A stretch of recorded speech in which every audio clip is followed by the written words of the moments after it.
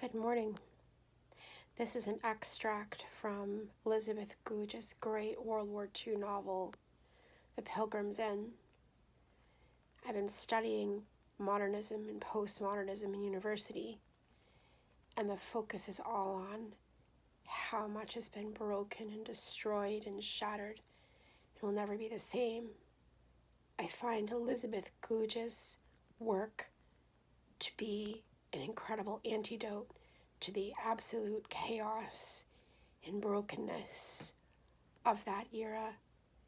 Elizabeth Goudge and the characters that she wrote about were no less broken, and devastated, and shattered by the war. She makes no secret of how much her characters suffered, but she focuses on rebuilding the home, rebuilding the family, rebuilding the community, and that's something I've been thinking about a great deal. So I'd like to read you a passage. This is Lucilla, the grandmother, at tea with her children and her grandchildren, David and Nadine, and Hillary. They were talking about the deplorable state of the world, about that terrible atom bomb, about famine and inflation and chaos and death, and her mind shied away from their talk like a terrified horse. She couldn't do anything about it now, at 86, except pray, and in between her prayers, now that the war was over, she wished they would let her forget sometimes that things had not turned out as well as one had hoped, and enjoy the things that were left. The spring sunshine slanting into the quiet room and lighting up the flowers, the lovely ripe corn color of Pooh-Bah's coat, he's the dog.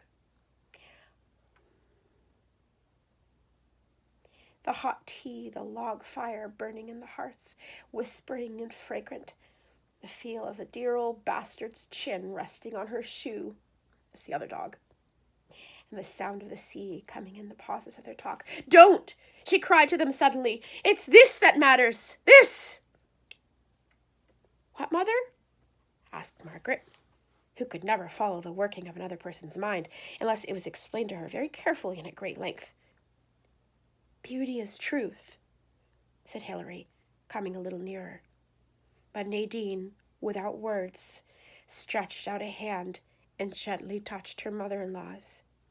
They had both been married and borne children. Lucilla knew always, and Nadine knew in her more domesticated moments, that it was homemaking that mattered.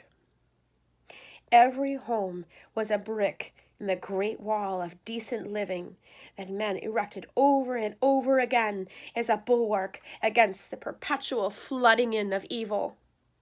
But the women made the bricks, and the durableness of each civilization depended upon their quality, and it was no good weakening oneself for the brick making by thinking too much of the flood.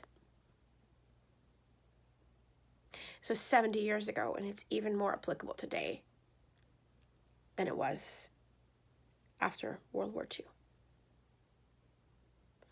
I'm a brick maker. I'm a homemaker. I'm a mother. I'm a writer. These words put heart into me.